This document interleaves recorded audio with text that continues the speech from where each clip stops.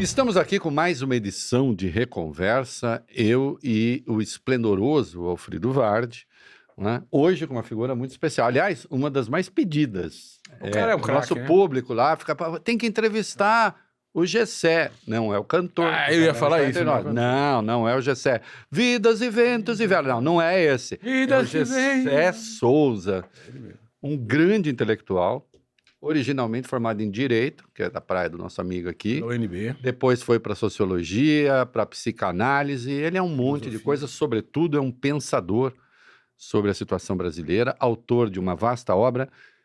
Entre esses livros, os seus livros, está aqui O Pobre de Direita, A Vingança dos Bastardos, que traz informações fundamentais para a gente entender o Brasil que está aí. Esse Brasil que saiu da eleição agora, das eleições municipais, o Brasil que caminha para as eleições de 2026, e nós queremos falar sobre o pobre de direita, queremos falar sobre o Brasil.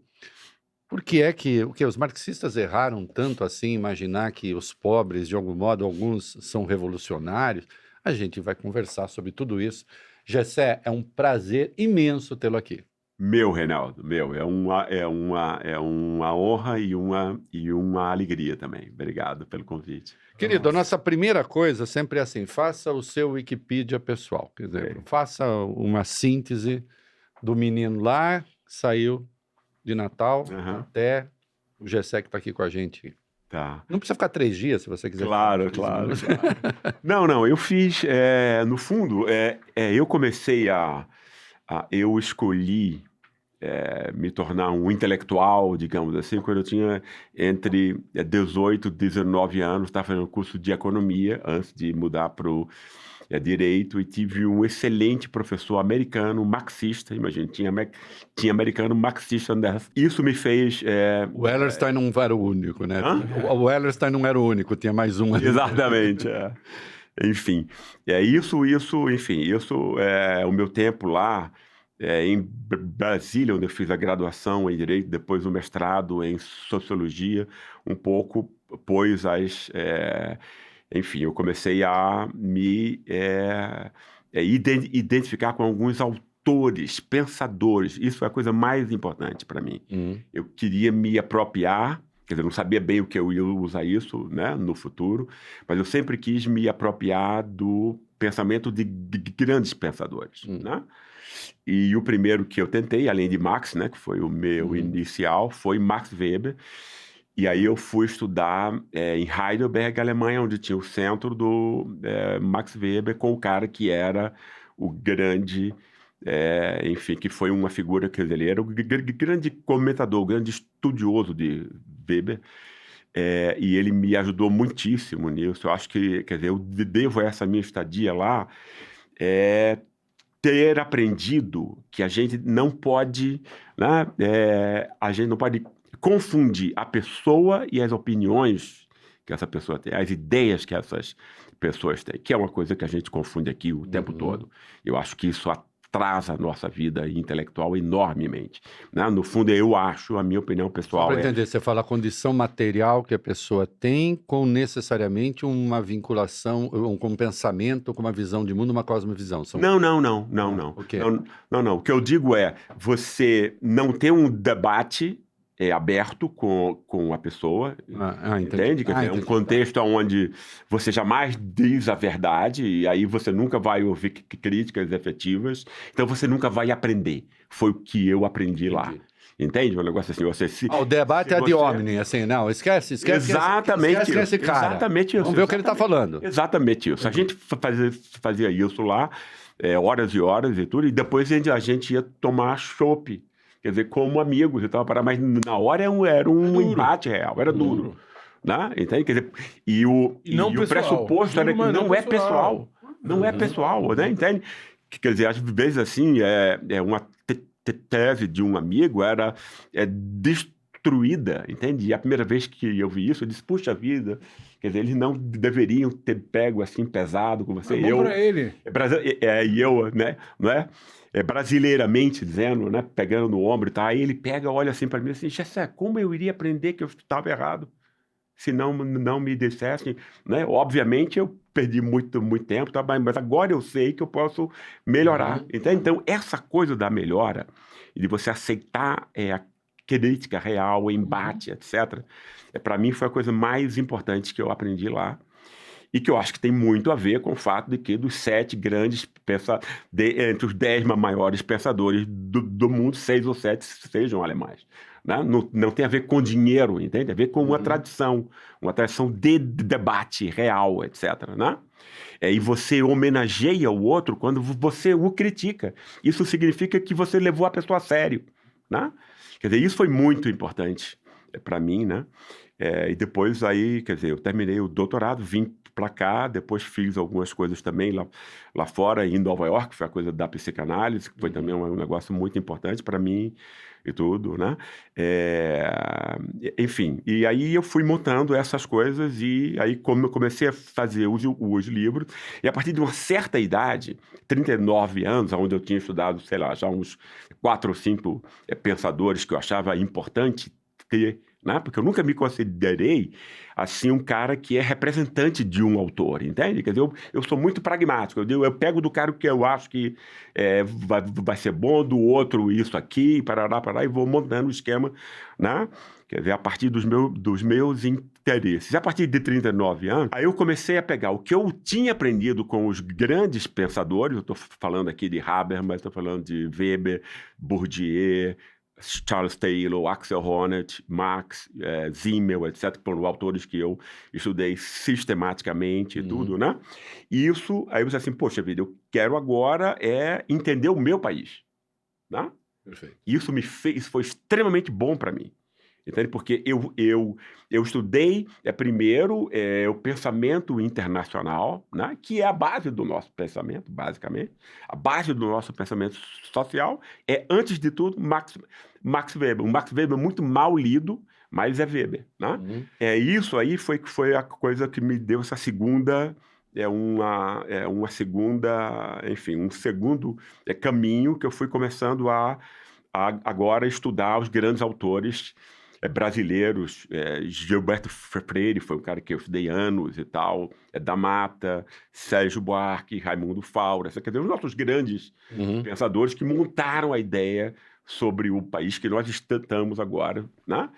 Que no fundo, vai ser o pensamento que vai ser incensado, no caso de Sérgio Buarque, Raimundo Faura, etc., pela elite de São Paulo. É extremamente importante a gente pensar nisso, então, que vai dar tanto no PSDB quanto no PT, né? A USP.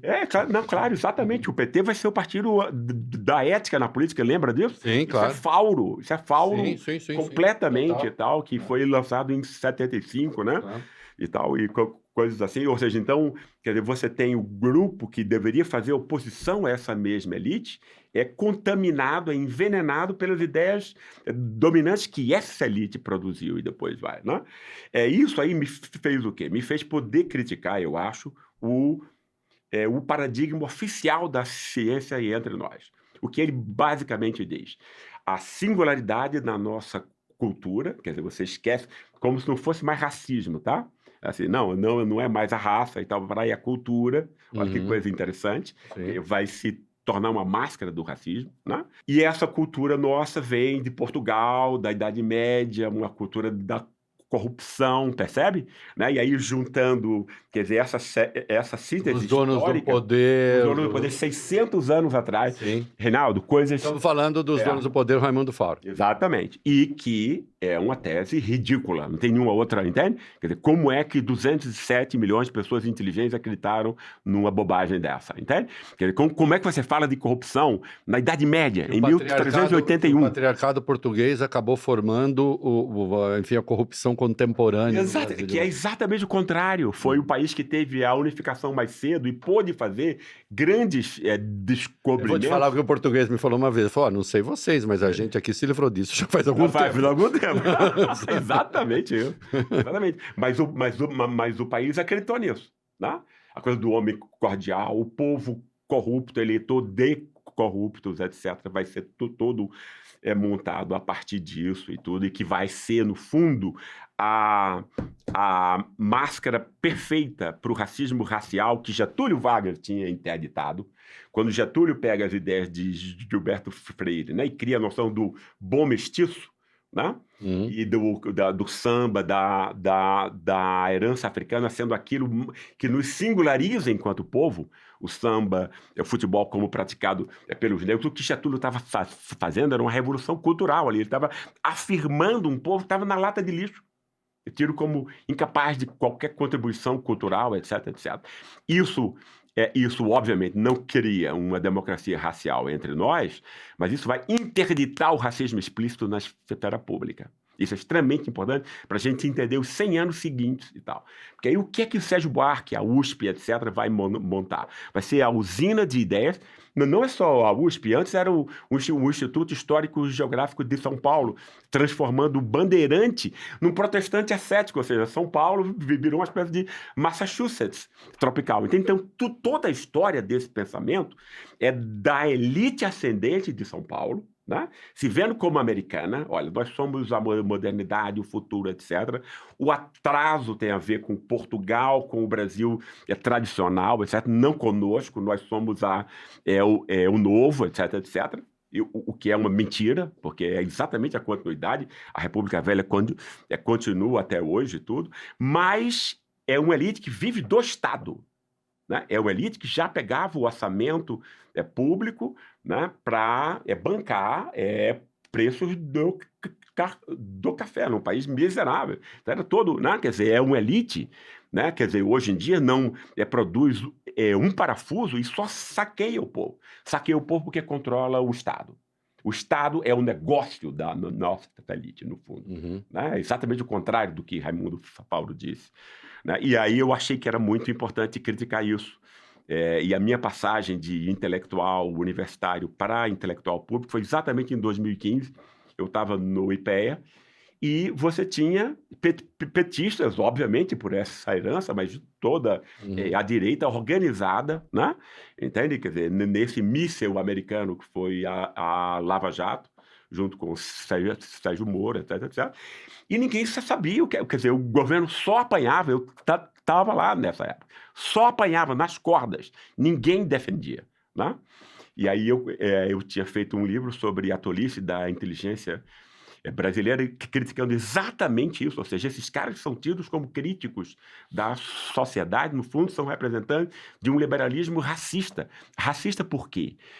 Nessa tese do Sérgio Buarque, que vai ser o cara mais importante, o cara mais influente, né? Quer dizer, todo mundo vai segui-lo, o que a imprensa vai bombardear a população há 100 anos é Sérgio Buarque. É extremamente importante a gente entender como essas ideias são, né? E ele vai criar o quê? Quando ele diz que o povo é corrupto, né?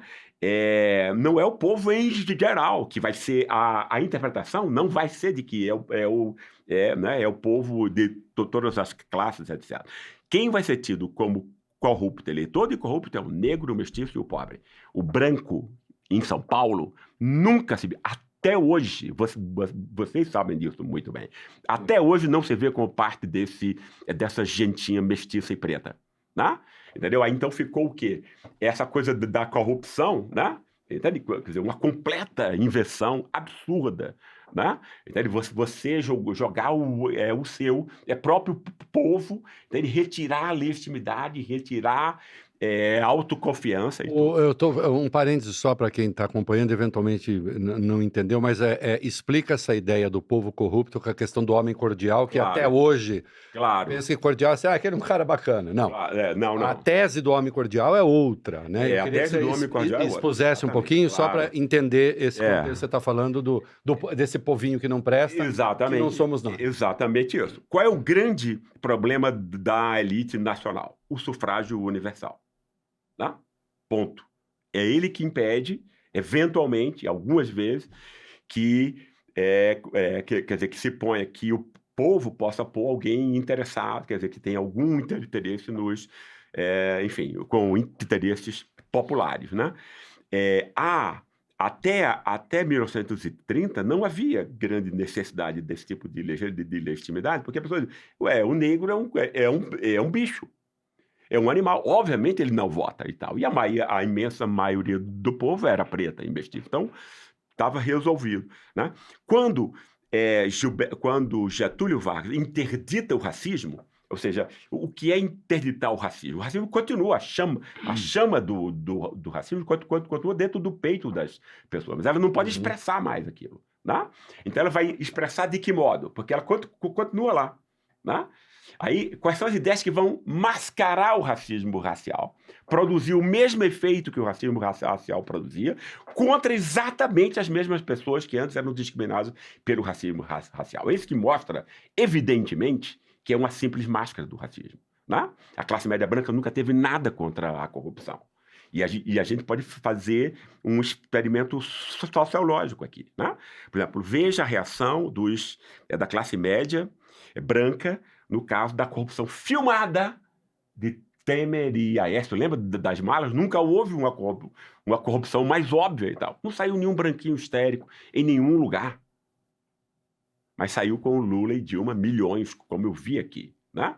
Branquinhos histéricos, bem vestidos, quer dizer, os jardins e a Jansul foi, né? Entende? E aí você vai, no fundo, o que a classe média branca não quer é um negro na universidade. Ela não podia dizer isso. Ah, não, eu sou contra, né? Pega mal, você ser contra oportunidade para parar e tal. Né? Então você diz, não, eu estou defendendo a moralidade pública. É isso que Sérgio Buarque deu, né? Quando ele define o povo. Né? Quer dizer, que estava lá na lata do lixo com o racismo racial. Foi afirmado pela coisa do bom mestiço do Gilberto Freire e foi entronizado no projeto de Estado por Getúlio Vargas. Né? Ele elevou-se. Né? Como você restitui esse cara à lata de lixo? Esse é o grande problema. Essa era a ideia. A elite de São Paulo, malignamente inteligente, né? Pô, a gente não tem só as fábricas e as fazendas de café. A gente tem todas as rádios, todos os jornais, as editoras são nossas, todo o poder simbólico é nosso. A gente precisa só das ideias agora. E aí a USP vai ser montada em 34. Em 36, Sérgio Buarque escreve Raízes do Brasil, já dizendo o quê? Né, que nós somos um povo corrupto, inconfiável. Por quê? Porque nós seríamos afetivos. Se reduz a corpo. Todo o oprimido vai ser reduzido a corpo, reduzido à animalidade. Né? Se você é só emoção, aí você não sabe mais quem é o seu né? Quer dizer, você dá a letra dura da lei para os seus inimigos e todos os favores pessoais, como se, Reinaldo, não houvesse um jeitinho americano, um jeitinho alemão, um jeitinho francês e tal. Então você idealiza povos, né? Entende? Onde as pessoas não decidem as coisas em termos emocionais, como se alguém que fosse filho ou sobrinho de alguém importante não tivesse a vida em todo lugar. Entende? Mas você cria um bicho para reduzir. E nessa ideia do homem cordial, para quem nos acompanha, né, de cordis, coração, quer dizer, é o homem que não separa direito a esfera do privado da esfera do público. Então ele mistura as coisas e de algum modo evidenciaria a sua incompetência para uma vida, digamos, pública, intelectual e tal, e tudo vira uma vida doméstica. Isso. Não, bom, primeiro eu sou teu fã, você sabe disso há muitos anos e leio seus livros mas me permita testar alguns dos teus argumentos. Ah, claro. Me permita ser alemão. Me permita ser alemão, exatamente. Germanicamente. Me permita testar, por representação dos nossos espectadores, alguns dos seus argumentos.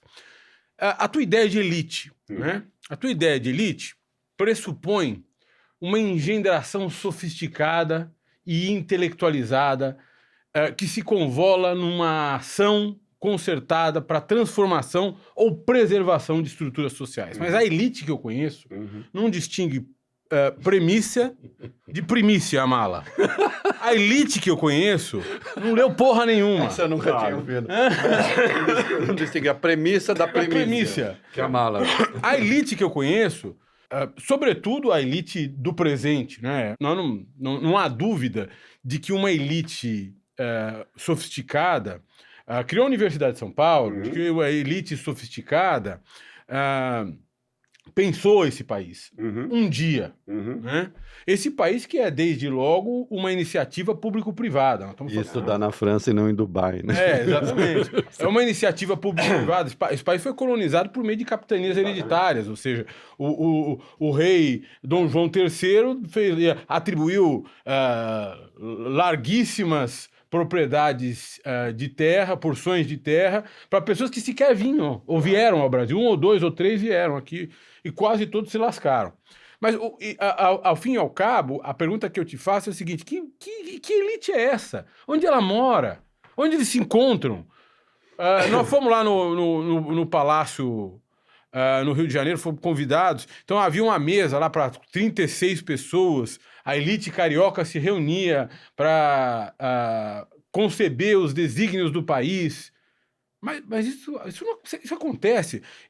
Eu vejo essa elite do poder econômico agindo de uma maneira muito mais intuitiva do que racional, num contexto de quase que extrativismo, né? Num contexto de como tirar o máximo desse país. Claro, exatamente. E muito menos por meio de maquinações intelectuais, ou maquinações sofisticadas, ou maquinações brilhantes e mirabolantes. A elite que eu vejo nos teus livros é uma elite que pensa. A elite com a qual eu me deparo é uma elite que age instintivamente e de maneira até selvagem. Claro. Você está coberto de razão, eu acho. Qual das elites? Não, elite antes de tudo. Quem é elite aqui? É menos de 200 mil pessoas, junto com as suas famílias. Então, o que eu estou chamando elite não é dizer que são pessoas melhores ou mais capazes. É quem controla a sociedade. Tá? Ou seja, então quem tem fazenda de soja, quem tem banco, quem tem rede de televisão, etc. Esse pessoal que eu estou... A rigor elite quer dizer os escolhidos, só que eles são escolhidos pelo processo econômico. Exatamente. O processo Exatamente econômico seleciona. Exatamente isso. Exatamente isso. E esse pessoal manda. Né? Só acontece o que eles querem, ou seja, por conta disso eles são elite, né? Mas obviamente é um pessoal medíocre, extremamente medíocre do que a gente vê e tal, né? Entende? Não escrevem raízes, não escrevem raízes do Brasil definitivamente. Não, de modo algum. E você tinha pessoas que pensavam nessa época e tal, mesmo quem era conservador e tal, né? Você tem Roberto Simons, você teve Júlio de Mesquita, você teve gente que pensou o país de alguma maneira, né? Entendeu? E essas pessoas eram de um peso completamente distinto do que a gente está em jogo agora. Só que isso tudo foi montado não para desenvolver o país. A elite de São Paulo jamais teve esse compromisso. No fundo, ela queria o quê? Montar um discurso que garantisse agora a legitimidade para ela ter o poder político, social e cultural. Né? E vai ter. Ela vai conseguir, quer dizer, economicamente ela começa em 1870, mas a partir da derrocada de Vargas, você tem um domínio das ideias, né? Quer dizer, o processo de industrialização interna, etc. Né? Você vai ter aí, muito especialmente, as ideias que vão permitir que você construa o quê? Uma reprodução desses privilégios no decorrer do tempo, sem nunca houve uma ameaça para esse pessoal, né? E aí é muito importante essa questão das ideias, né? Porque aí você tem que explicar para as pessoas como é que elas são pobres no país rico, né? Qual é a explicação de Sérgio Buarque e de todo mundo que o segue? São mais de 90% dos nossos intelectuais seguem Sérgio Buarque. Até hoje, né? Ele é o autor, né? Cânone, paradigma, etc, etc. Para Sérgio Buarque, a culpa do atraso era o quê? Era o Estado. Ou seja, para a elite é a melhor dos negócios, porque ele fragiliza o Estado vira suspeito, vira o mordomo, vira causa, né? Como se o Estado parasitasse a sociedade, é isso que eles dizem, né? Que é um negócio completamente absurdo. Você invisibiliza quem manda no Estado. Né? Você criminaliza a política, ou seja, veja a inteligência dessa ideia para quem quer manter o controle. e você criminaliza e desmoraliza o voto popular, que você vai dizer, é o corrupto elegendo o corrupto e tal, né? Aí você vai criar uma segmentação de classe.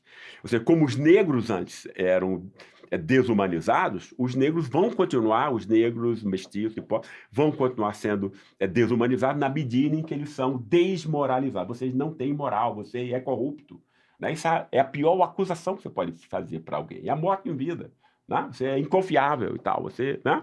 Entende? Não existe e tal. Então você restitui a esse povo a lata de lixo que o racismo racial, usando a palavra raça, jogou na lata de lixo até 1930 e depois de 1900 ele vai ser novamente jogado no lixo, né?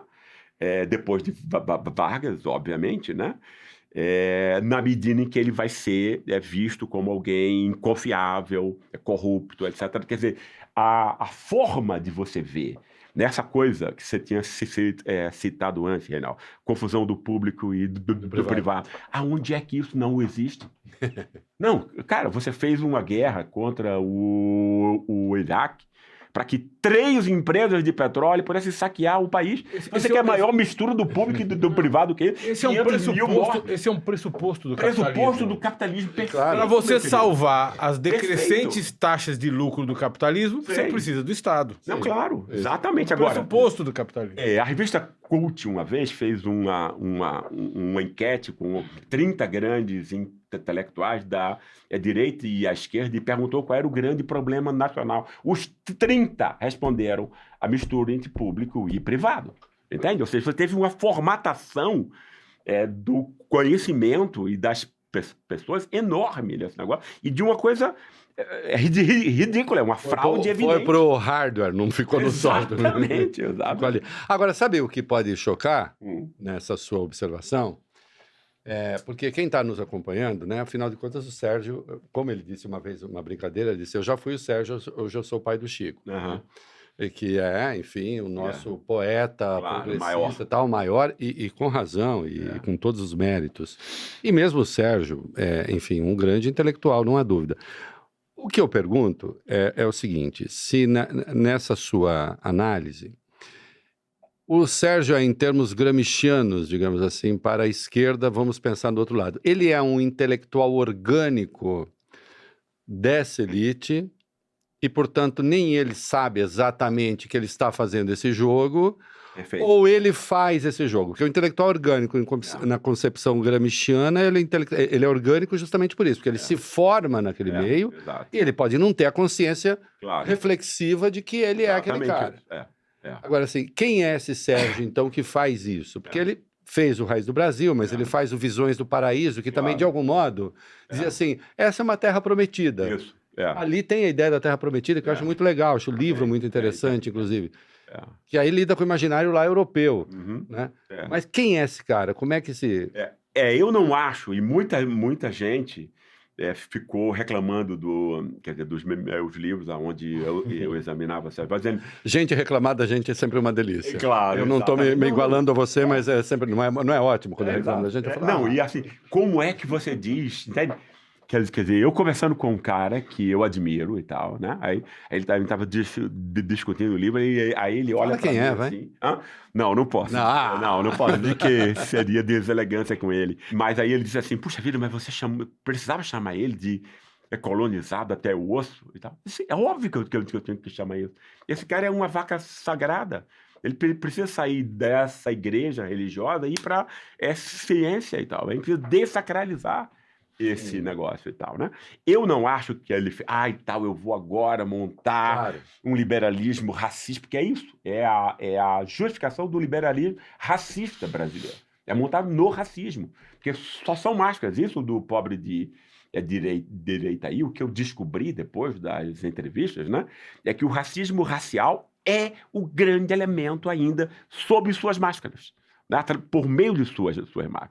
Essa coisa que o branco pobre do Sul e de São Paulo, que era o fundo o eleitor mais identificado com Bolsonaro, ele é Bolsonaro, libidinosamente. Libidinosamente, é mesmo. Como diria Freud, etc, né? A paixão, né? Você sacrifica o intelecto, o intelecto e tudo. A gente pode explicar isso depois, como isso se monta, etc. Enfim. A pergunta essencial era se o Sérgio Buarque, ele é um intelectual orgânico dessa elite, ele tem consciência do que ele está fazendo? Ele está dizendo assim, agora eu vou aqui... Não. Ele não tem nenhuma consciência. Não tem nenhuma consciência. Não, eu não acho que ele tem. É uma rendição consciente. Exatamente. Não, e aproveitando, e por que ele é visto como um progressista? Claro, esse é que é o grande aspecto, né? Porque, por exemplo, ele, de um modo, quer dizer, no fundo, eu acho que ele foi o quê? Ele foi envenenado pelas teorias colonizadoras, né? Entende? Quer dizer, que ele aprendeu, etc, da forma como ele... Né? E isso fez com que ele visse... Quer dizer, eu acho que ele foi visto como um grande crítico, etc, porque ele entende, olha que cara legal, ele diz que é tudo uma coisa negativa, ruim e tal, entendeu? Ou seja, ele, como se você estivesse apontando o dedo, criticando, né? Agora, ele não é um Oliveira Viana que quer branquizar o Brasil, ele não é um Nina Rodrigues que acha que eles são inferiores porque eles são mestiços. Não. Ele é o quê? Cultura. Ele substitui o estoque racial, né? O que é o estoque racial? A coisa que é importante a gente compreender não é o que as pessoas têm na cabeça, que isso normalmente é fantasia e bobagem. O que importa compreender é o comportamento prático. É isso que importa compreender. A explicação anterior era o estoque racial explica o comportamento prático das pessoas. A partir do culturalismo e tal, que é ao que Sérgio Buarque se filia, o estoque vai ser cultural. Entende? Agora, é a mesma coisa. Entende? Quer dizer, num avanço, num suposto pseudo-avanço científico, mas para fazer exatamente a mesma coisa. Que você vai tornar aquela cultura imutável, você vai... Eu queria falar, concordando ou não com a sua tese, mas na sua leitura pode ser até mais difícil de mudar, porque aquilo que é cultural é mais difícil de mudar. Porque se faz parte de uma espécie de gene de formação intelectual, exatamente isso, acabou, não se muda mais. Pronto. E aí você criminaliza, né? Você diz, olha, entende? É a mesma condenação do racismo racial, né? E você está dizendo, então, o quê? Que a culpa do atraso é do povo. Você consegue culpar a vítima. Né? Você diz, o cara que está lá embaixo, sem nada, sem nenhuma participação, sem direito a coisa nenhuma, o nosso atraso se deve a ele, e não a essa elite.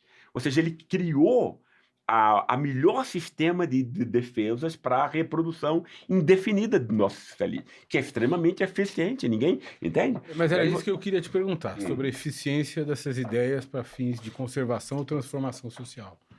O que você está dizendo é o seguinte, nós tivemos pensadores no Brasil que proveram uma justificativa, e mais do que uma justificativa, um protocolo para as elites. Isso. Você está dizendo basicamente o seguinte, olha, deram uma narrativa para a atuação das elites. Para a elite de São Paulo. Para a elite, ok. Comandar todas as outras. Que seja. Né? Hoje, nós quase não temos... seria forçoso dizer que o falecido Olavo de Carvalho foi um pensador de direita. Nós não temos um pensador de direita. Não tem. Mas as elites de São Paulo, Porra, meu, você foi longe agora, hein? Foi longe, lá na Virgínia, onde eu caçava urso. Pois é. As elites de São Paulo, do Nordeste, do Sul, nunca foram tão eficientes. Ou seja, elas vivem à míngua de pensadores, mas, todavia... o nível de desigualdade, de concentração de renda, de concentração de poder, a despeito de, talvez a gente poder dizer com alguma confiança, que, sob o ponto de vista das classes sociais, o Brasil ainda é um dos países mais permeáveis do mundo, talvez. Ou seja, as pessoas conseguem ascender. Você faz o trânsito... Entre classes sociais. Individualmente. Sim, claro. Não, as classes continuam estratificadas. Exatamente. Nós continuamos com a base de pobres, renda e enorme.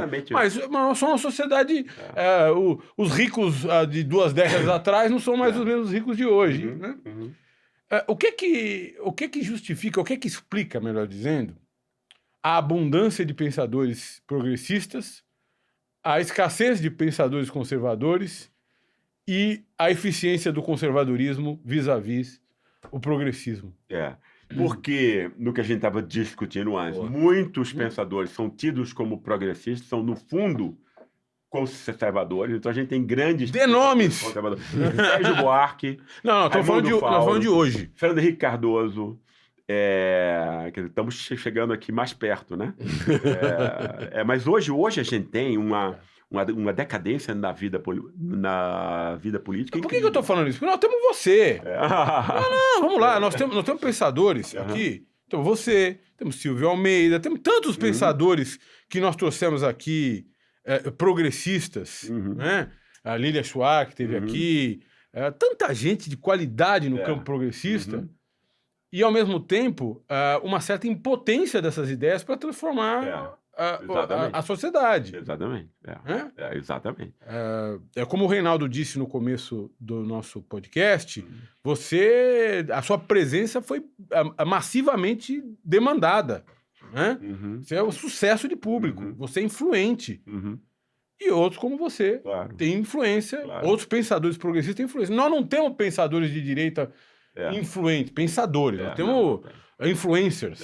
Não temos pensadores. Gente que fica produzindo indignidades nas redes. Né? Porque já tivemos no mundo pensadores de direita altamente influentes, como esses sobre os quais você agora versa.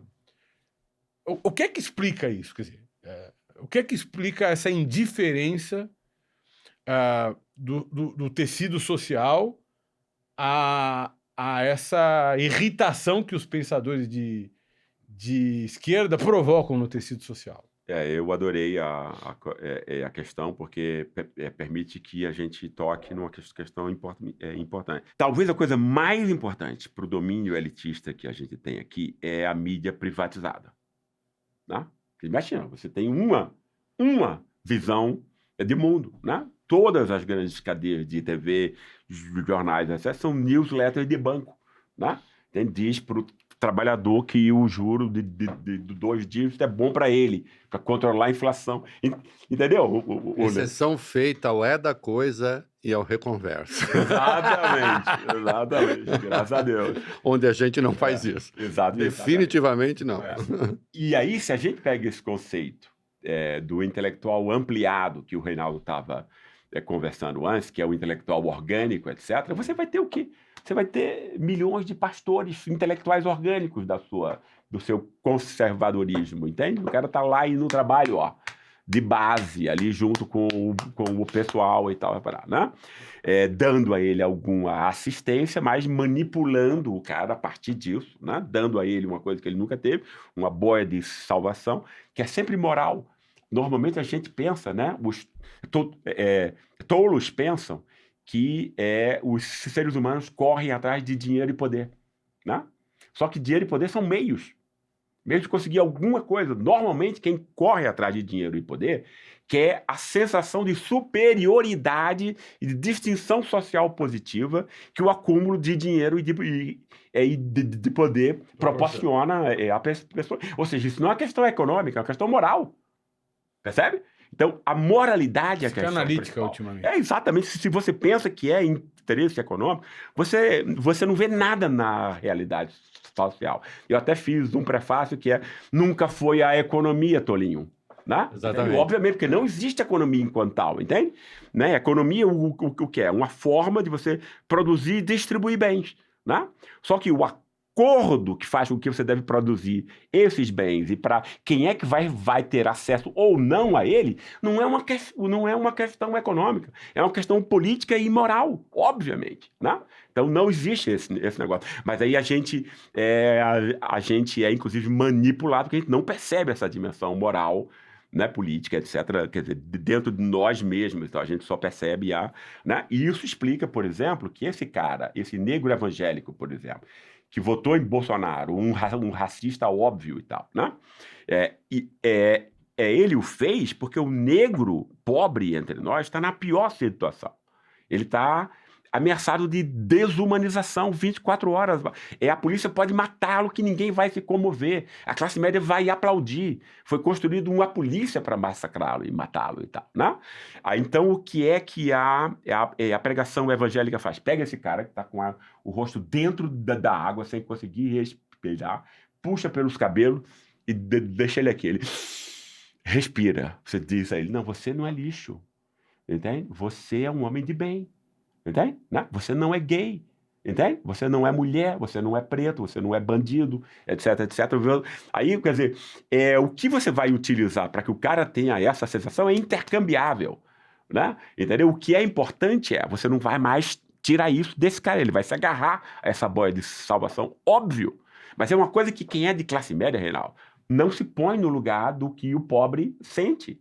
E tal. Sobretudo a classe média de esquerda que não consegue entender. Não consegue entender, exatamente. Eu fui aprender quando eu passei 4 anos estudando a ralé brasileira, até entrar na cabeça do pessoal, entende? Quer dizer, é como se fosse um negócio assim, quer dizer, essa discussão toda, Marçal e tal, Betes, não sei o quê, usando o dinheiro do Bolsa Família para pagar, né, esse tipo de coisa, a coisa mais compreensível do mundo. Nós faríamos a mesma coisa, entende? Quer dizer, o pobre sonha. O pobre tem sonhos, né? Ele não é uma pedra. Agora, se você não tem condições de articular racionalmente um futuro, porque lhe faltam os meios, a sua experiência, a sua única esperança é mágica. Vai ser Betes, Paulo Marçal dizendo, entendeu? Nós vamos abrir um portal agora, a partir dessa questão, porque vai remeter a eleição passada, vai remeter a eleição futura. O Gessé fez uma citação coberta aí na eleição do Clinton, primeira eleição, quando ele venceu o Bush pai. O James Carville, que era um assessor, tal, disse, é economia, estúpido. Disse assim, vamos fazer o seguinte, vamos bater no Bush na questão econômica, as pessoas estão insatisfeitas com a economia. Se a gente bater na economia, é economia, estúpido. Bater na economia, a gente sempre resolve. E nós estamos vendo, hoje, inclusive, o presidente Lula... Não é economia. O presidente Lula faz... Assim, um problema com a dívida aí, não sei o quê, tem uma discussão, corte de gastos agora, mas o desemprego recorde de novo, né? Desemprego de queda, de desemprego baixo. O pleno emprego. O pleno emprego, quase. Em alguns estados o desemprego está abaixo de 3%. Né? Segundo o maior destino de investimentos no mundo. Segundo o maior destino de investimento do mundo, o ganho real de salário que superou, enfim, muito. Inflação controlada. Inflação controlada. E, no entanto, a popularidade do Lula não está essa coisa toda. E aí, como é que foi o seu artigo que você disse que você escreveu? Nunca foi a economia, Tolinho. Nunca foi a economia, Tolinho. Como não é agora, Reinaldo. E como não é agora. E isso pra gente é fundamental, porque aí a gente tá aqui. Claro. A gente entra nesse livro. Exatamente. É isso aí. Pobre de direita. Aliás, me permita, antes de explicar o que é o pobre de direita, explicar para os espectadores e para mim, né?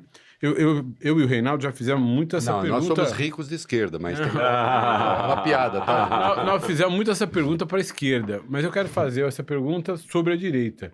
O que é a direita? O que é a direita? A extrema direita ou a direita? O que é essa direita? Você está falando, olha, tem pobre de direita. Tá. O que é a direita desse pobre? Tá. Porque a direita da elite é uma coisa. Claro. A direita do pobre de direita é outra coisa, não é? Exatamente. São coisas diferentes. A direita de elite nem deixa o pobre de direita entrar no salão. Com medo de conversa. A elite de direita não quer o pobre de direita, só para votar. Não, claro.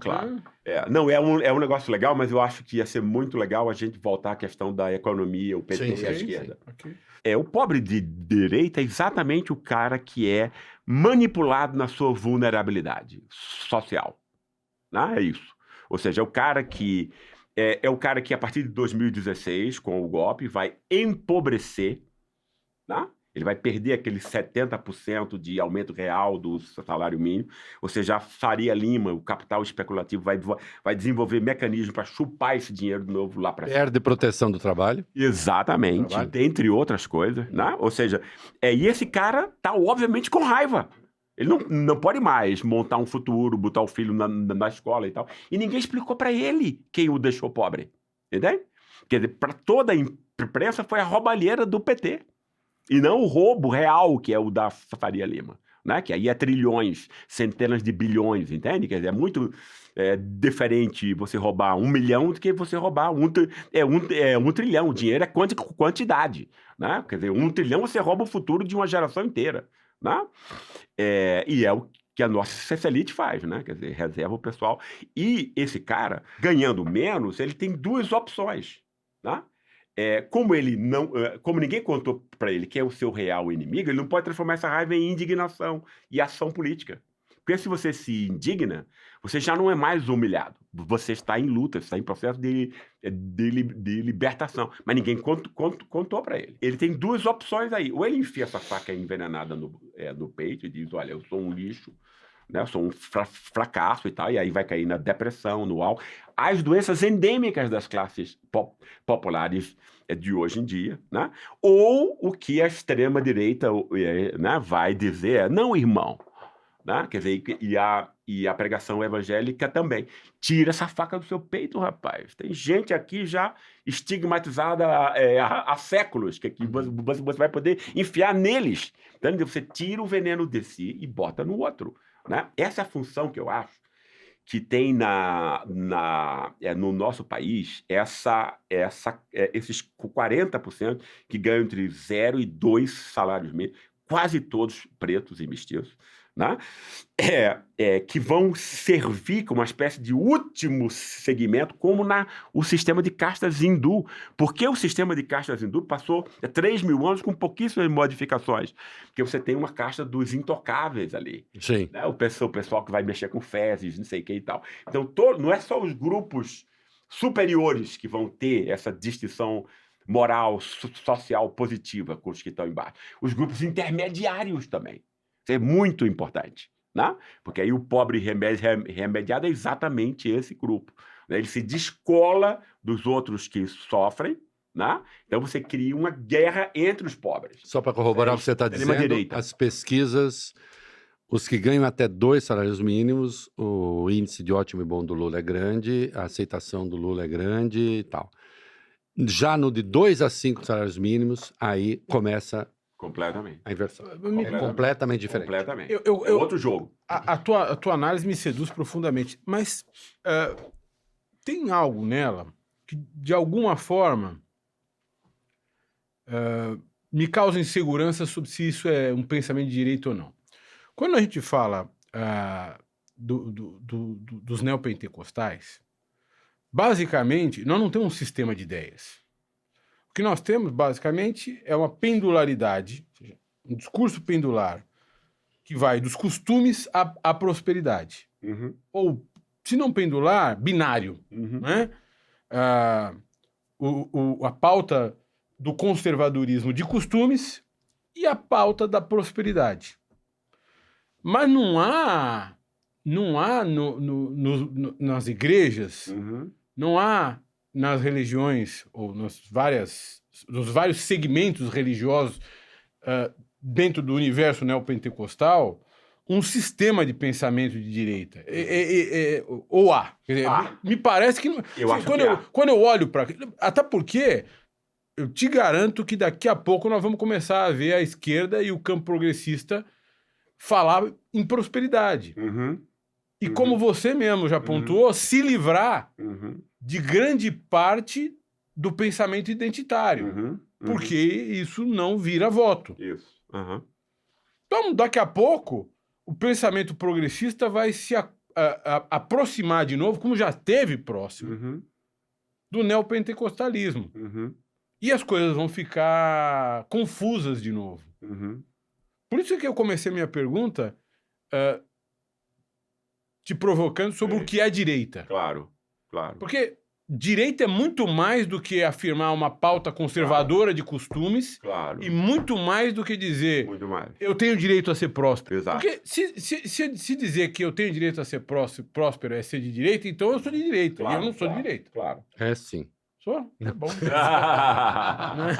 Não, eu acho que as pessoas têm direito, num regime de produção capitalista, Óbvio. a querer ter um paletó bonito. Claro, óbvio, claro. A querer ter um carro legal. Claro. A querer cortar seu cabelo num lugar... Mas que belo paletó esse do Gerson. Pois Obrigado. Não, tá super alinhado. Tão elegante como você, Reinaldo. É um intelectual Dizendo isso, eu vou levar pro resto da vida. É o Jack Nicholson dos intelectuais brasileiros. É o cara mais que tem...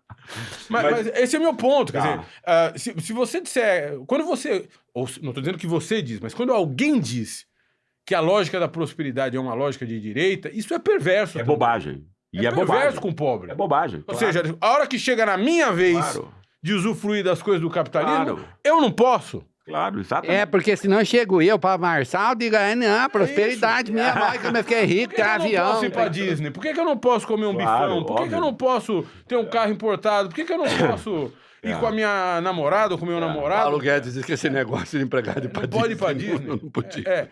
Mas o direitismo é outro. Então. O direitismo é outro. Eu acho que tem a ver... É mais com o anti-esquerdismo, tá? Qual é a teodiceia do neopentecostalismo, que foi se criando por tentativa e erro. Né?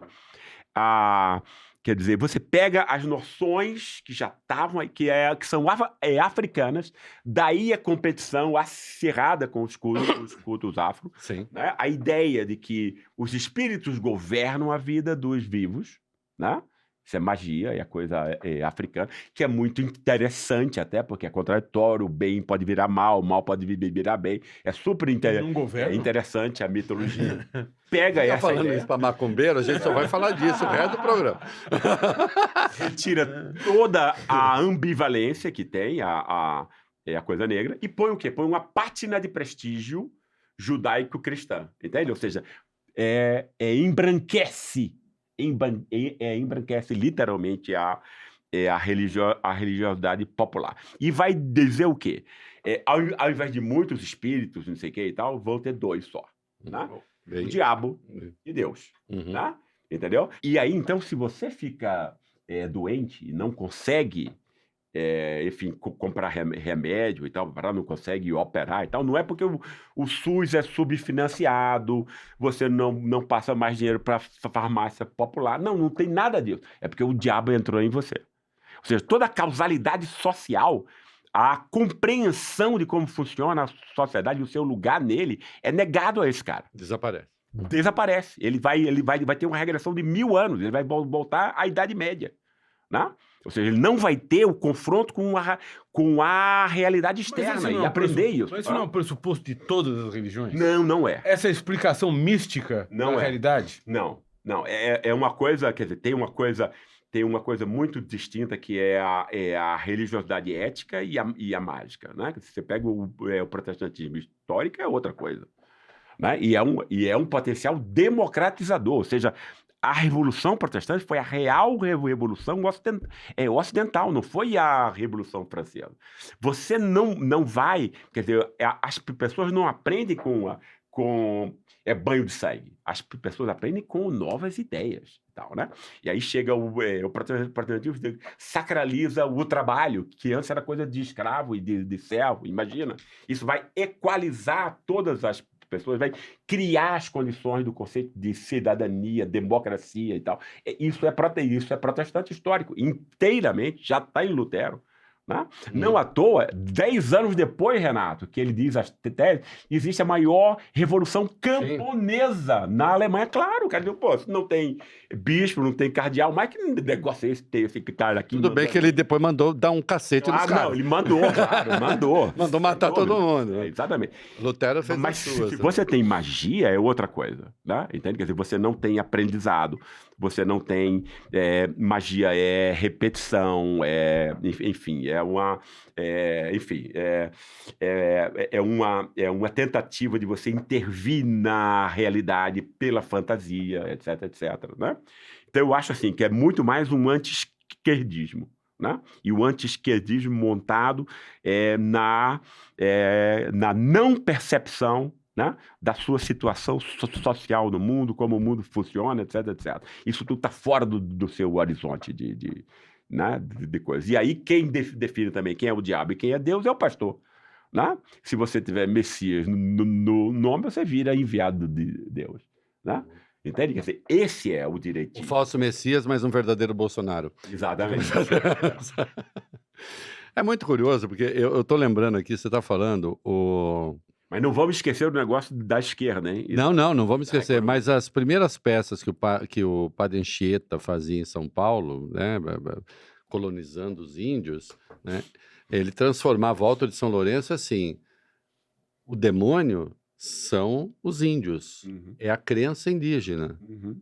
que é o mal, Ah, e eles oferecem o bem. Então, aquilo que era matizado na cultura indígena, ele transforma nesse jogo, perfeito. bem e mal, porque ele é o colonizador, Claro, e ele tá ali para isso mesmo. exatamente. Então, o Guaixará é o que é? Eu quero beber cauim, eu faço um monte de sacanagem, não sei o que. Aí claro. aparece o Lourenço e diz, não, veja bem e tal. Perfeito, Né? é isso aí. Porque isso aí. é o bem contraste, muito né? bem É o lembrado. contraste. É isso mesmo. Economia não é tudo. Aliás, não é nada. Exatamente. Vamos voltar para esse assunto que você quer falar. Isso aí. Sobre o- Infelizmente, porque eu acho que eu tô indo bem também e tô tomando uma Não, folga. e o Biden foi bem. Sei. Né? O Biden foi bem. Quer dizer, nós estamos vivendo aqui esse rancor das classes medianas. Exatamente. O mesmo rancor. Que empobreceram Que sem ninguém saber. E nos Estados Unidos Não, também. e empobrecer. O salário médio do trabalhador americano estagnou há 50 anos. E por quê, Gessé? Porque nós estamos vendo o inverso da democratização dos meios de produção. Uhum. Os meios de produção estão sendo cada vez mais concentrados Perfeito. num conjunto muito escasso de mãos. Meia dúzia. Né? E a evolução tecnológica contribui para isso. Claro. E aí é que eu te pergunto, para falar de economia e do ego ideal, né? Porque o que você está dizendo aqui é que o que governa o mundo não é a economia, mas o desejo... Exatamente. Perfeito. O desejo de ser algo. Perfeito. Né? De ser Perfeito. alguém. Né? Perfeito. É isso? Exatamente. E o que eu te pergunto é o seguinte, quer dizer, nessa situação, numa situação em que a concentração de renda é exponencial, né? E que a única maneira de salvar as pessoas será por meio... E de salvar a sociedade, né? As coletividades, será por meio de uma renda essencial única, né? O que é que a grande massa terá como sentido de vida? Porque o trabalho representa todo o nosso sentido de vida, ou quase todo o nosso sentido de vida. Perfeito. Quando o meu sentido de vida se reduz a uma renda universal mínima para que eu subsista, o que restará de mim? Essa é uma questão profunda. A gente está distante desse modelo ainda, né? Eu acho que não tanto. Não. Eu acho que ele está no horizonte, mas ele está, para um país como o nosso, ele está ainda distante, imagine, né? Quando você... E eu acho que isso vai redimensionar completamente a situação existencial humana e tal, né? No fundo, o trabalho e a família, ou o amor, né? No sentido amigos, família, não sei o que e tal, esse pequeno núcleo, são os dois elementos que são uma espécie de salvação, entende? Depois que as religiões acabam, de alguma maneira, elas vão continuar existindo, mas elas não vão mais mandar na concepção simbólica que as pessoas vão ter do mundo, né? A salvação externa no além que as religiões prometiam vão ter que ser dada nessa vida, né? As fontes de moralidade, ou seja, de alegria, de reconhecimento, de espaço, né? E vai ser o trabalho e a família, ou o amor, né? Entende? Quer dizer que tá misturado essas duas coisas, né? Então, se você perguntar para qualquer pessoa o que é mais importante para ela, vai ser sempre trabalho e família, né? Entende? Quer dizer, tem esse elemento. E aí, se você quebra esse laço, né, você está quebrando algo que entende? Que é a base da... Né, a base... As referências mínimas. Exatamente, mínimas. Agora, Gessé, eu vou fazer um exercício, uma brincadeira aqui. Eu vou chamar o Gessé, falar, Gessé, vem cá, eu estou numa encalacrada aqui, porque a economia está indo bem, estamos crescendo, estamos bem, desemprego está muito bom. Mas esse pobre de direita aí, eu não consigo falar com ele. Porra, Gessé, me ajuda. A questão é que esse pobre de direita, a direita aprendeu a fazer a guerra cultural. Aprendeu. Que eles mesmos falam em guerra cultural. Exato. Só que na versão deles é o seguinte, a esquerda monopolizava os valores, como é? A cultura marxista, o não sei o quê e tal. Então nós vamos fazer agora a guerra cultural, né? E vamos atacar os aparelhos que a esquerda dominava. Em muitos sentidos, eles leram Gramsci e inverteram. Perfeito. Você concorda? Não é, quer dizer, Reinaldo, não é. Eles leram Gramsci. Leram Gramsci. O cara que é o principal, que é o Joyce, ele vai ser o primeiro cara que vai estar à frente da primeira fundação bilionária ultraconservadora nos Estados Unidos, que é a Fundação Rowling. Isso. Tá? E eles vão pegar o quê? Veja como esses caras montaram isso, cara. Isso é um negócio articulado com muito dinheiro há muito tempo. Entende? Por exemplo, pegar o direito. O direito era associado antes à justiça social nos Estados Unidos. Vai passar a ser associado com a eficiência econômica. Como você constrói isso? 600 milhões para Harvard. Aí professores vão... Ele chamava essa estratégia de cabeça de praia, né? Quer dizer, não é cabeça de ponte, né? Um negócio assim. Quer dizer, um exército, quando ele entra num país inimigo, ele tem que arrumar um pedaço de terra ali para depois fazer a invasão, né? Exatamente o que eles montavam, né? Porque a ideia da extrema-direita americana, ao contrário do nazismo e do fascismo, o inimigo não é a esquerda.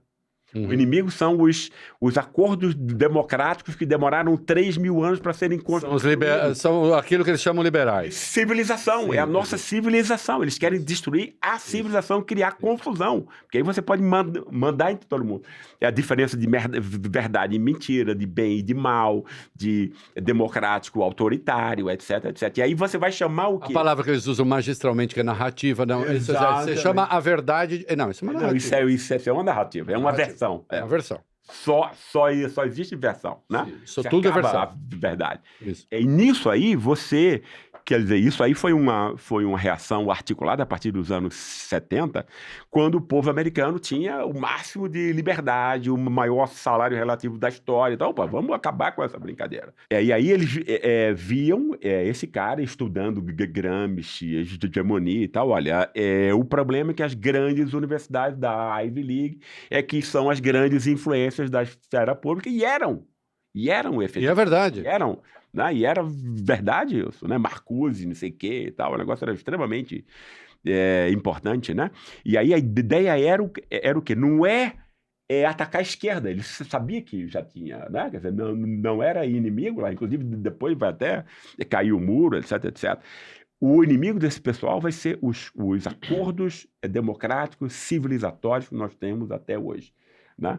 E eles vão montar isso de um modo... Na tese de que, na verdade, eles incubam os valores de esquerda, mas nem eles admitem, portanto, ao combatê-los, nós estamos combatendo a esquerda. Mas aí, pessoal, o sucesso dessa extrema-direita talvez represente um grande malogro, porque se nós olharmos para certas coisas que o liberalismo fez... Não, eu me explico. Acho que é importante que eu me explique para deixar claro o que eu estou perguntando aqui.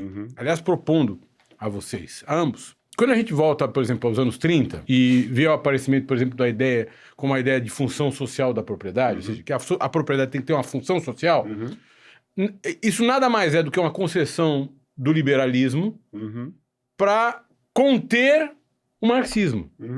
Isso. Né? Então eu vou fazer essa concessão para evitar que esses marxistas convençam a sociedade de que não pode ter propriedade privada. Ok? Claro. Qual é o mundo que essas ideias ultraconservadoras de ultradireita vai criar? É um mundo em que uma avalanche popular não será contida. Porque essas ideias, como a ideia de função social da propriedade ou de direitos sociais, que são ideias liberais, diga-se de passagem, essas ideias são mecanismos de contenção social. Isso. Não é? É claro.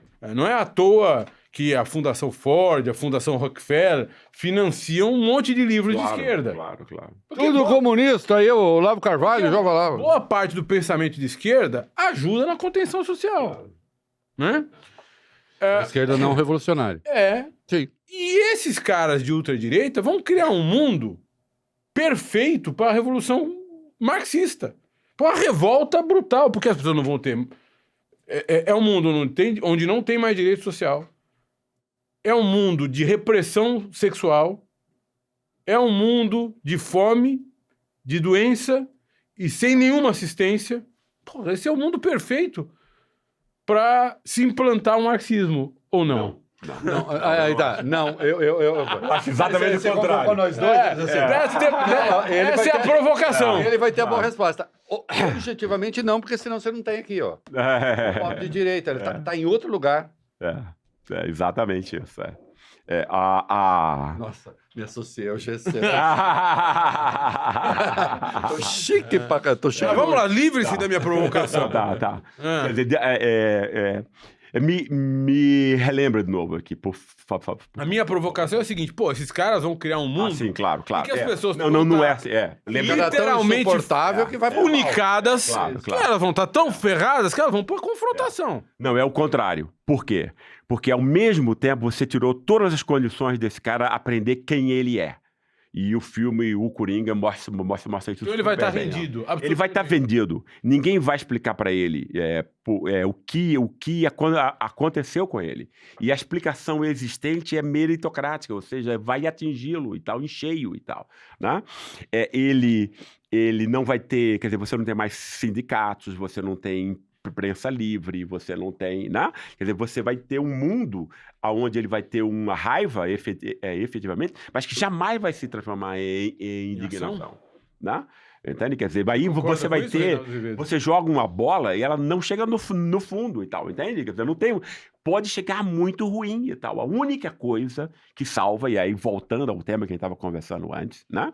É o esclarecimento da população. O que a esquerda e qualquer força democrática tem que fazer é restituir a inteligência roubada ao trabalhador. Né? É a única. Isso não está sendo feito. Getúlio Vargas fez. Entende? Mas depois dele, ninguém mais fez. Né? Entendeu? E aí você tem uma esquerda, no fundo, PT, etc., né? Que tem o quê? Sofre, eu acho, de um marxismo vulgar. Entendeu? Ele pensa o quê? Você chamava marxismo legal. Marxismo vulgar. Diz assim, que ele passa, vamos melhorar o salário da pessoa, vamos botar uma melhor aqui, negócio de uma casa e pobrismo. Tal. Exatamente. Né? Entende? Quer dizer, e aí as pessoas vão... Aonde está o erro aí? Né? Obviamente não é o erro você aumentar as condições de vida e tal, né? Quer dizer, qual é o erro aí? O erro é você achar que aí a pessoa, normalmente o cara de classe média sem entender nada o que está na cabeça do pobre, nem como ele pensa, né? No fundo, você vai supor... Você está dizendo aqui, esse pobrismo, essa coisa de tentar satisfazer o pobre com pequenos avanços. Isso. Exatamente isso. Exatamente isso. Você não vai tocar, porque aí o que você acredita... E que submetê-lo a condições extremas não vai torná-lo um revolucionário. Não. Mas aí a crença, que é muito ingênua, né, dessas pessoas, é o quê? O cara vai espontaneamente perceber que nós somos a causa política dele. Isso não acontece, não é assim que rola o negócio. Eu lembro um livro que eu fiz sobre a classe C, que estava ascendendo em 2010, e eu perguntava para a pessoa, quem você acha que fez com que você tivesse melhoria de vida? 80%. Jesus. É o que ele ouve. Entende? Aí você imagina que você aumentando a condição econômica desse cara, ele vai dizer, poxa vida, Jesus está comigo, o pastor está certo. Entende isso? Veja a ingenuidade dessa esquerda, cara.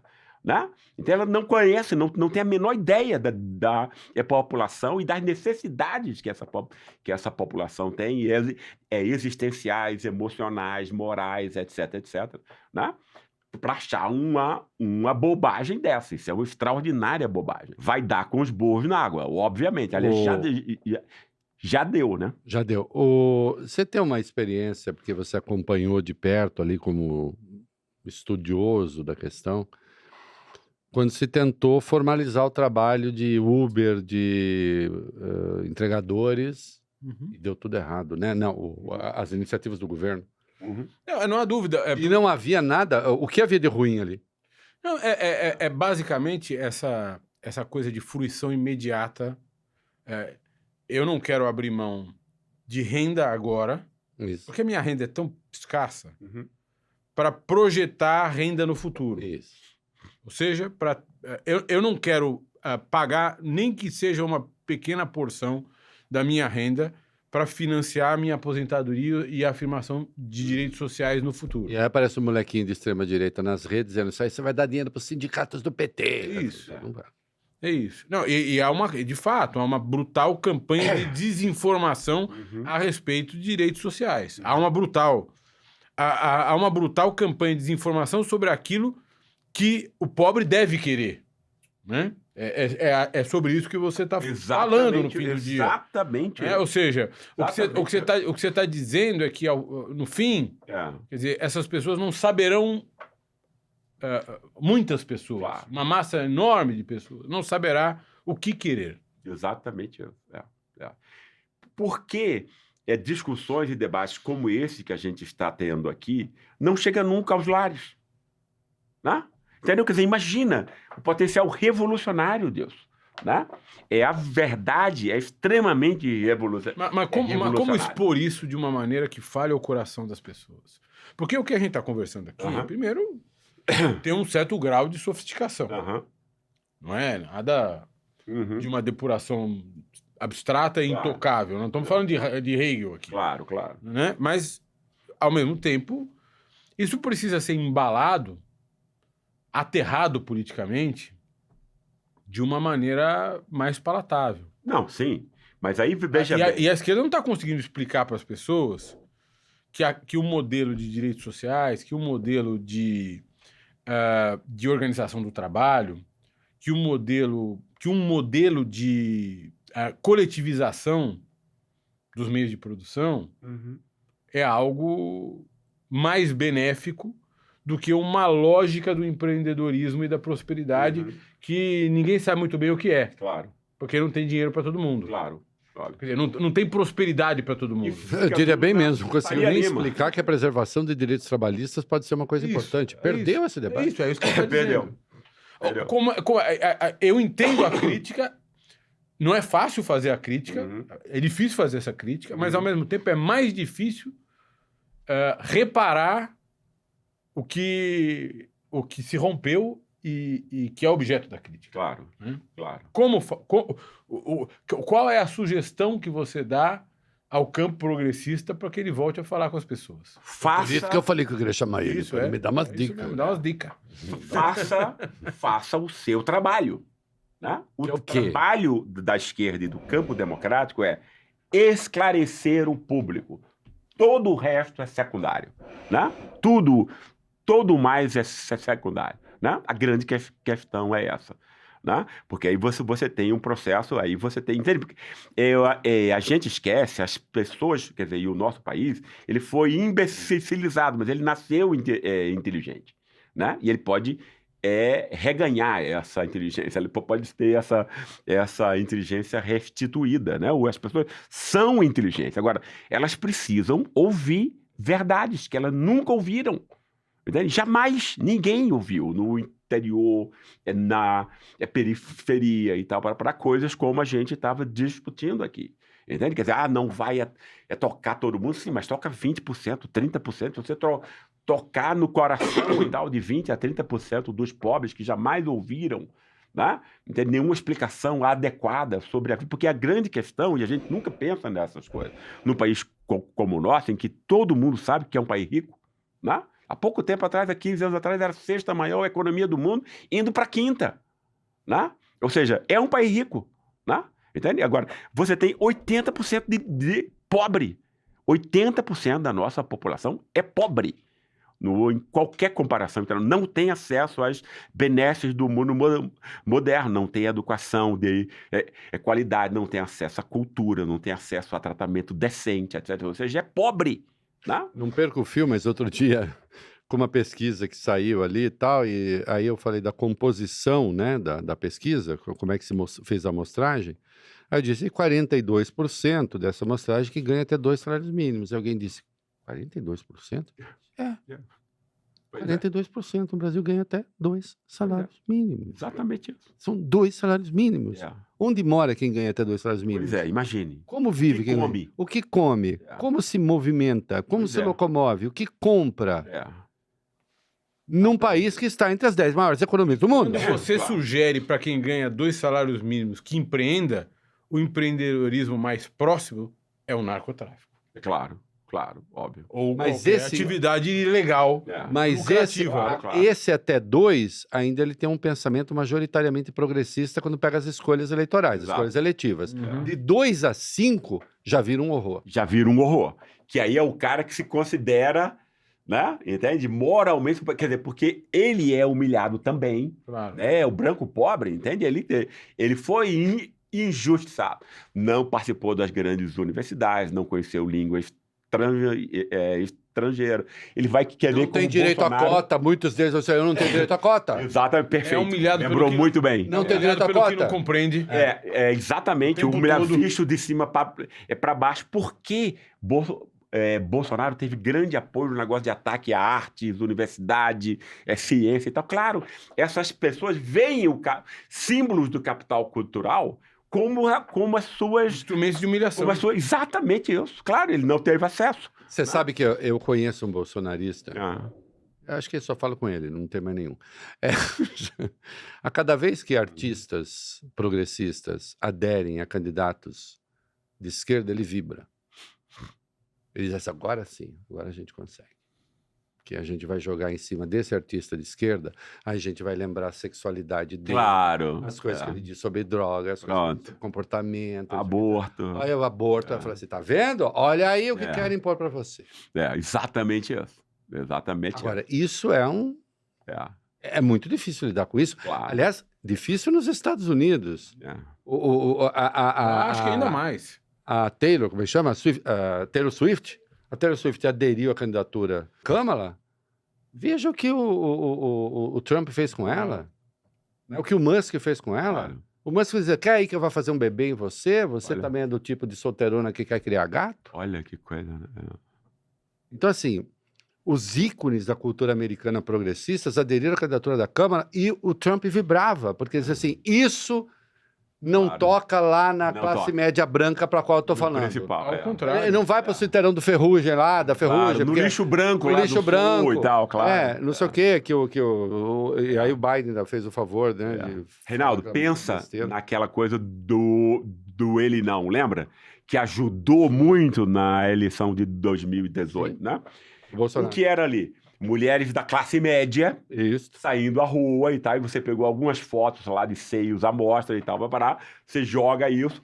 O que é que a empregada e a faxineira dessas mulheres vai pensar, entende? Quer dizer, pela primeira vez na vida, elas vão se ver como superiores moralmente. Nós somos decentes. Eu não exponho meu seio. Pronto. Ele não? Quem é o ele não? É preciso compreender essa coisa, cara. Pô, né? Entende? Aliás, não vamos falar o nome, mas... Essa pessoa foi humilhada. Porque a experiência da humilhação é extremamente importante. Ela molda tudo, né? E você se livrar um pouquinho dela... condiciona tudo. Você faz o que você quiser. Não vamos falar o nome, mas um bolsonarista que você conhece, que eu também conheço, quando teve ele não, ele falou, ganhamos a eleição. Porque agora eu crio, eu digo assim, tá vendo essa gente aí? Essa gente é para brancos de esquerda. Ricos. Exatamente, perfeito. É isso aí. Os pobres estão com a gente, eles não curtem esse negócio. Exatamente. É muito difícil de reverter. Criou uma cisão entre as mulheres, lembra disso? Lembro. As mulheres eram muito mais contra Bolsonaro. Aí esse negócio do ele não... Um monte de mulheres fazendo vídeo, exatamente, fazendo falas nas redes aí sociais. Dividiu as mulheres. Aí pronto, era o que ele precisava para cair matando dela. Porque esse pobre de direita, também, vamos lá, esse pobre de direita é homofóbico.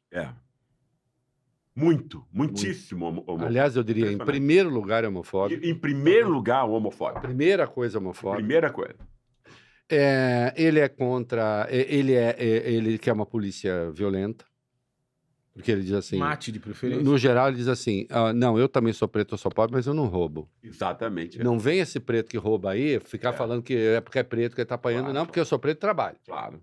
E ele tá lá, não sei o Perfeito. quê, no narco, também não quero me identificar com isso. Ele não quer Exatamente, é isso dar aí. benefício social pra ninguém. Isso. Ele não quer pagar moleza pra vagabundo. Ele acha que se o cara for competente e tal, consegue. Ele diz, eu consigo, eu construí minha casa, não sei o quê. Movimento de moradia. Nós vimos nosso Guilherme Boulos, porque eu digo que ele é nosso amigo, a gente conhece.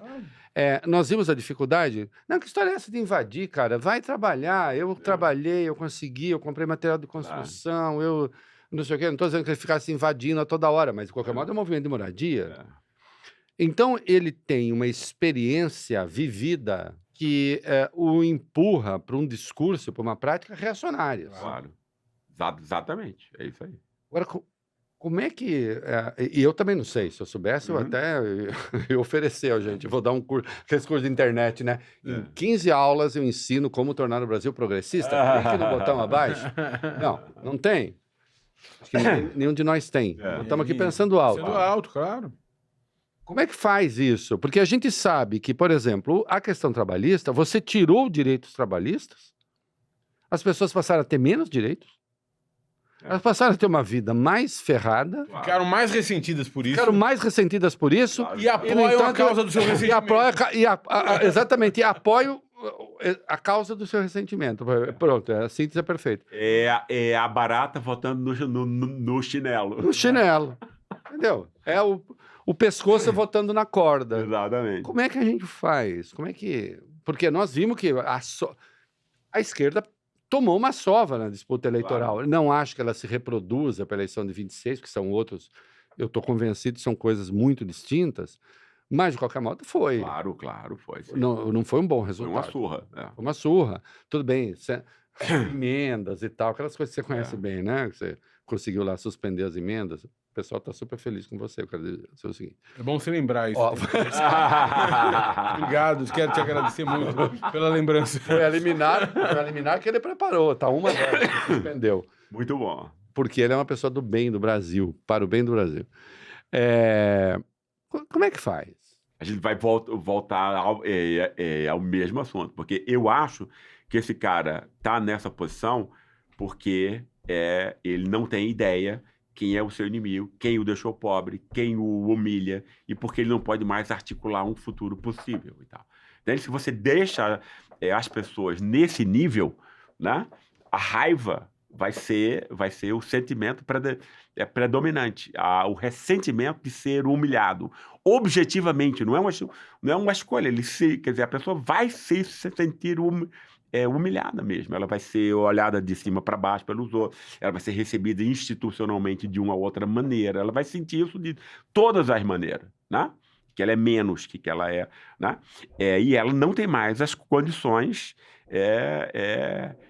de compreender como isso se deu. E o PT, e a esquerda, e as forças nunca explicaram isso, né? Entende? Quer dizer, até em 2018 e tal, eu lembro, né?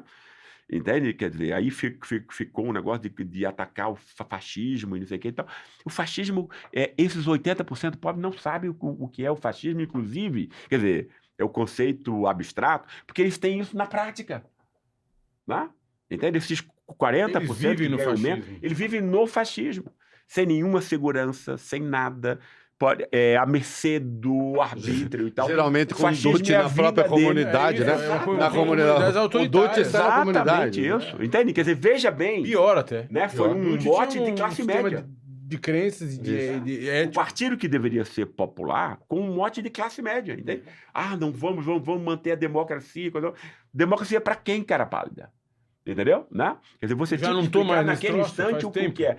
Quem foi que lhe deixou pobre? Quem foi que tirou o seu futuro, entende? Você precisa... Mas aí tem uma limitação, do próprio PT nisso, né? Quer dizer, quem deu o toque popular para o PT foi Lula, a pessoa de Lula, né? Porque o PT se montou em cima, a gente tinha começado a conversar isso no começo, né? Não à toa, Sérgio Buarque e Raimundo Fauro vão ser as figuras mais importantes. O PT vai ser o partido da ética, Entende? Ou seja, da ética inventada pela elite para criminalizar o voto do pobre e a política e o Estado para poder ficar Daí com que ele e alguns roubar. críticos que à época eram de esquerda diziam assim, o PT é uma espécie de UDN de esquerda, porque de algum modo demoniza esse negócio. Exatamente. Mas aí eu continuo com a dúvida aqui, quer dizer, ô Gessé, me ajuda aqui. Agora eu vou falar o quê para as pessoas? Vou falar com as pessoas, eu falo o quê? Porque agora, por exemplo, corte de gasto. Então, a gente, semana, estamos em vias de discutir corte de gastos. O corte de gastos, a agenda, como a coisa foi imposta, ela tem uma marca do sistema financeiro que é inegável. Claro. Por outro lado, fazer o arcabouço fiscal foi fundamental para um momento em que o mercado apostou, assim, se der Lula, a gente quebra as pernas deles. Claro. Eu lembro de Paulo Guedes, né? Como é que é? Argentina em 6 meses, Venezuela em 1 ano e meio. E nós estamos agora com o menor desemprego. Com uma economia melhor do que a do Paulo Guedes. Melhor do que a do Paulo Guedes. Porque o Lula um pouco beijou a cruz também. Claro. E a hora que fizer o corte de gastos também é um certo beijo na cruz. Claro. E eu quero entender mesmo, eu não estou perguntando, me dê a resposta aí, porque eu também não sei, eu estou querendo conversar aqui. Como é que faz a conversa com essas pessoas? Porque beijar a cruz do sistema financeiro vai ter que beijar, porque senão o dólar vai para 6, e aí a vaca vai para o brejo tranquilamente. A inflação perde e vai. Né? Então, assim, em que instância se faz esse debate? Eu não consigo... Não, essa é a questão de $1 milhão aqui pra gente e tal, né? Porque, por exemplo, você não pode fazer... $1 milhão já não é... Já não é. É a questão de um bilhão. Como é que eu trago esse cara da capa do seu livro para mim? Claro. Por exemplo, discurso identitário, que é uma outra coisa. Que é muito Você forte, fez crítica duríssima ao discurso O identitário. discurso identitário, as pessoas com quem eu falo entre os pobres não entendem nada. Nada. Foi muito mal mas isso é uma questão que eu não queria tocar agora. Mas essa coisa. O que é que eu falo para esse cara? Sem você tensionar corda, eu acho que você não consegue. Eu acho que a saída é uma saída à esquerda. Como foi na saída à esquerda. França. Né? E você tem que tensionar na medida em que não há a possibilidade de você esclarecer o público sem dizer a real função do rentismo e do capital financeiro entre nós, né? Que é uma articulação entre o investidor americano e os intermediários brasileiros e tal, né? E é uma completa coisa, quer dizer, você tem o quê? Você tem uma dívida, né, pública que você não audita, entende? Quer dizer, que negócio é esse? Né? Você não audita, obviamente, porque é fraude. Óbvio, porque senão você auditaria, entende? Ninguém é imbecil, né? Percebe? Isso come mais de metade do orçamento público, quando deve ser, muito provavelmente, como quem estuda diz, dívida privada transformada em pública. E a gente, entende? O que foi o rombo de 40 bilhões das lojas americanas, que a gente sabe quem são os milionários envolvidos, etc. Né? Entendeu? Quem vai pagar aquilo é o Tesouro Público, não vai ser os bancos e tal. Ou seja, vai ser outra dívida privada, não é? Entende? Quer dizer, que é o grande mecanismo dessa elite. Depois você usa a forma juro, que é uma forma muito mais invisível. As pessoas acham que juro é um negócio técnico e tal, né? Como, entende? E tal, você não vai, né? Quer dizer, você não mostra que o juro é um instrumento de poder e que o juro vai estar embutido em tudo aquilo que a gente compra e que vai ser um enorme mecanismo de transferência de recursos popular para uma meia dúzia de rentistas e tal. Sem comprar essa briga, irmão, não há o que você dizer às pessoas, entende? Quer dizer, mesmo a questão do empreendedorismo que a gente estava conversando antes, né? Você pode dizer para esse cara, olha, irmão, quer dizer, nem tocando nessa questão, porque a cabeça desse cara já está montada. Tem uma formatação da subjetividade nova do pobre, muito especialmente do pobre, né?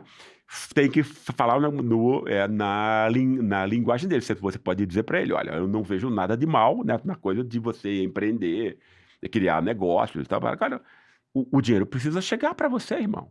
Ele está todo lá na Faria Lima. É por isso que não chega para você aqui. qual é a dificuldade desse discurso? Entende? É o discurso clássico da esquerda, há 200 anos. Né? O jovem Marx dizia uma coisa que eu acho que é lapidar. Né? O capitalismo pode ser sempre criticado, né? Pelo que ele diz que é, comparando com o que ele efetivamente é. Olha que coisa linda. Uhum. Isso significa que em qualquer situação você tem uma saída de denúncia e crítica e tal, né? Ou seja, você diz, olha, irmão, ok, empreendedor, você quer isso? Ótimo. Não quer CLT, não quer direito, tá ok. Agora, esse dinheiro não está chegando em você. Num país como a Alemanha, ele iria chegar com juro próximo a zero para você.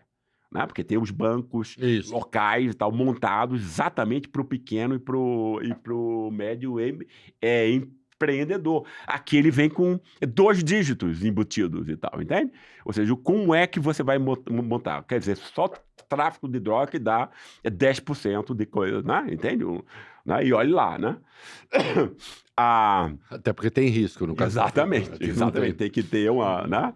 Então, quer dizer, eu acho assim, não há possibilidade possível sem tensionar esses... Né, sem denunciar esse grande acordo montado pela imprensa, Talvez a gente tenha que desmontar essa lógica de crueldade, porque no fim do dia, tudo que você está dizendo é que nós estamos concebendo uma sociedade profundamente cruel. Essa elite que você descreve é uma elite que faz tudo isso que você diz que faz, e faz mesmo, e o que ela faz é profundamente cruel. Exato. Não há... E burro. Não, a maldade é burra, entendeu? Não tenha dúvida. Nenhum país joga o seu povo no lixo. Isso não acontece. Mas é que talvez isso não seja um país. Nós não estejamos diante de um país, senão de um ajuntamento de pessoas. Mas essa elite é profundamente cruel e tem dado aulas de crueldade para a classe média. Né? Uhum. Há 500 anos. Mas que tem aprendido de maneira muito acelerada. Muito. A crueldade. No sentido de que nenhuma solidariedade interessa. E pode ser até pior, né? Porque a outra tem um certo pudor intelectual que aqui embaixo não vai ter. É isso, né? 1h33 de programa. Uau, que bacana, conversa muito boa. Grande conversa. Adorei. Maravilhosa. Nada mais prazeroso que conversar com gente inteligente. Espetacular. Verdade. E é por isso que ele era o mais pedido aqui. Né? O povo tem razão, às vezes. Nós vamos te devolver a palavra e fique à vontade para o tempo que você quiser. Eu queria que você falasse um pouquinho aqui, já caminhando para a conclusão, assim, qual é a sua prefiguração? O que você imagina? Né? Eu acho que todo mundo precisa de um pouquinho, né? Voltando ao Gramsci, já citamos tanto, né? A gente pode ser pessimista no diagnóstico, mas a gente tem que ser, de algum modo, otimista na ação. Sem dúvida. Né? Porque senão... pessimista no diagnóstico, acho que é quase uma questão de rigor intelectual. Exato, Imagina você olhar para a realidade e falar assim, nossa, que maravilha. É um imbecil, né? Poliana. Poliana, né? Uma poliana bêbada. Então, sim, né? A gente tem sempre esse olhar algo pesaroso sobre as coisas. Mas também a gente tem que ter uma prefiguração para onde a gente quer ir. E eu queria saber qual é a sua, né? Como é que você olha essas coisas? Você é um intelectual fecundo, você tem milhares de pessoas, milhões, quem sabe, de pessoas que o admiram por justa razão. A sua conversa é fascinante. Escrita muito envolvente. A escrita é envolvente, a capacidade que você tem de fazer leituras, né? Acho que muita gente aqui surpreendeu com a leitura que você fez do Pensamento Spiano, do Sérgio Buarque, e não é uma coisa maldosa, não, é o rigor alemão. Claro. Que você disse, não, eu vou pensar aqui, né? Claro. Mas como é que você vai deitar e dizer assim, amanhã, por que eu levanto amanhã? O que eu tenho de falar para o meu país? O que eu tenho de falar para o meu mundo? Fique à vontade. Legal. Não, eu acho até... porque, veja bem, eu era um intelectual acadêmico até 2015, né? E como ficou meio que inexplicável Lava Jato, não sei o quê, para onde, né, todo mundo era a favor da esquerda, à direita, etc, e acontecendo maior destruição do sistema político. Nós não éramos, tá? Só para deixar Eu sei, claro. tá, claro. Nós dois não éramos, de nenhuma maneira. Exatamente. E mais, entende? E aí você vê o quê? A explicação de que aquilo era... Quer dizer, para mim era óbvio que esse cara era um Lacerda, era um novo Lacerda e tal. E Lula era um novo Getúlio. Isso era óbvio, né? Então, basta que você leia a situação, exatamente as mesmas coisas, etc. e tudo, né? O mesmo, ou seja, nunca foi contra a corrupção nenhum golpe de Estado, foi sempre contra a inclusão popular, porque a inclusão popular exige usar uma parte do orçamento público para a maior parte da população, o que a elite não quer, que ela quer roubar tudo para botar no bolso dela, e a classe média branca quer a reprodução do privilégio educacional, do capital cultural legítimo. Né? Qualquer coisa que mexa com essas duas coisas, você vai ter golpe de Estado. Não tem nada a ver com a corrupção. Tem nada a ver com a corrupção. Né? Esse tema da corrupção é só para imbecilizar as pessoas na medida que cria um pânico moral, etc, e distinções morais a partir disso e tal. Né? Então, o que eu percebi foi os instantes de crise, os instantes em que as ideias novas, né, eu tinha passado a minha vida criticando essa concepção que é, no fundo, extremamente autoritária, racista, etc, e que é tida como um grande cânone crítico e tal. Isso, meu Deus, o país inteiro está louco nisso aí, entende? Quer dizer, você aceita coisas absurdas. Corrupção na Idade Média, não tinha ideia de soberania popular e, portanto, de bem público. Vai ser criada na Revolução Francesa. Você conhece essas coisas muito bem. Né? Quer dizer, a noção de que um particular vai poder se apropriar do público só vai poder ser pensada em 1789, e o cara diz que isso existia na Idade Média. Isso é uma fraude científica de altas proporções, mas o país inteiro acredita nessa bobagem, e ela continua a ser ensinada em todas as escolas. Percebe? Então, é uma coisa assim de que a crise, quer dizer, de novo, a crise que a gente está vivendo agora é que fez com que houvesse curiosidade sobre isso e tal, né? Entende? Quer dizer, eu acho que o que me motiva pessoalmente é exatamente isso. É de como você, enfim, tentar perceber quais são as questões que estão por trás, normalmente, do que é normalmente visto e tal, que possam o quê? Implicar uma denúncia dessa ideologia dominante que está na base de todo o processo de crueldade e desigualdade, entende? E que ele só acontece quando você tem descontinuidades, quando você tem perplexidade, surpresa, né? Que negócio é esse, Lava Jato? Isso aí é bom, é mal? Entende isso, né? Aí você diz, não, isso é um negócio que há 100 anos foi montado para isso, né? E tal, entendeu? As pessoas, quer dizer, para as pessoas é extremamente importante isso, né? Entende? Quer dizer, o Elite do Atraso, quer dizer, vendeu 400 mil cópias, mas foi lido muitas vezes em PDF, normalmente é de 1 para 5 esse negócio, então 2 ou 3 milhões de pessoas leram esse livro, entende? Quer dizer, a Tuiuti, que ganhou o Carnaval Popular, montou o roteiro em cima do Elite do Atraso, entende? Quer dizer, um negócio assim. Então você tem... sempre faz sambas enredos muito progressistas, maravilhosos, né? Exatamente. São os melhores sambas enredos. Exatamente isso, né? Então é um negócio assim, entende? Quer dizer, você perceber que as ideias construídas... Porque aí eu aprendi o quê? Essa coisa de você falar difícil para acadêmicos, para outro negócio, isso é um negócio absurdo. Isso é usar o conhecimento como o rico usa o dinheiro. Claro. Entendeu? Para humilhar os outros. Um hermetismo contraproducente. Claro. E aí eu produtos que você não vai ter direito. Claro, exatamente. Aí eu fiz assim, exclusão. E aí eu passei a jogar a culpa em mim, entende? Quer dizer, a coisa do real, né? A coisa inverter. Quer dizer, se eu não conseguir, escrever um livro que um porteiro possa ler, que uma enfermeira possa ler, que uma faxineira possa ler, a culpa é minha. Né? Entende? Aí isso é outra coisa, porque você pegar pensamentos complexos é perfeitamente possível de você montar frases simples com ele. Você não precisa ficar citando coisas de nomes esotéricos e tal para parar. Entendeu? Eu não preciso, por exemplo, falar em alienação, consciência fragmentada e tal. Eu digo, olha, esse cara foi feito de imbecil. Reificação da consciência. Imagine isso. Qualquer pessoa no senso comum sabe que imbecil é aquele que age contra os seus próprios interesses. Pronto. Então ele explica a coisa, explica a situação. E você tem que tocar, eu aprendi, pela paixão, inclusive, porque senão você não traça nenhuma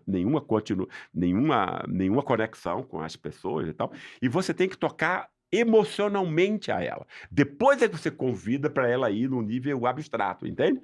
Né? Mas olha, o que eu estou falando aqui é da sua importância primordial e tal. Veja isso. E aí você vai convidando o cara, né, para ir numa... E aí eu acho, quer dizer, individualmente essa é a minha motivação, no fundo. Né?